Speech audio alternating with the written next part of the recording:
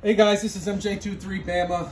We're going to be installing the rear mud guards on the 2022 Acura MDX. Again, if you guys saw my video for the first one, the dealership wanted $156 to install this.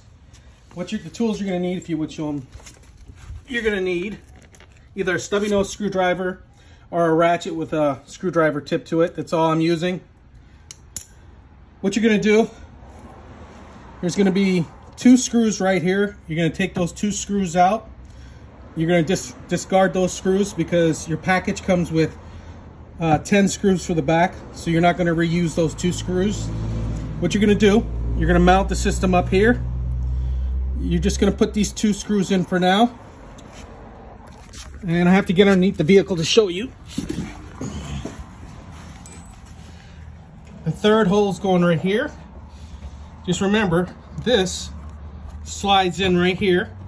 And what I wanted to show you, if you can see right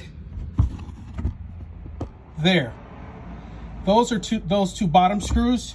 You're gonna need to attach this piece. So this is just a piece of felt. So the screw is gonna go through the felt for the bottom two screws. And then when it comes through, you're just gonna put that on the back, and that's when you screw that down.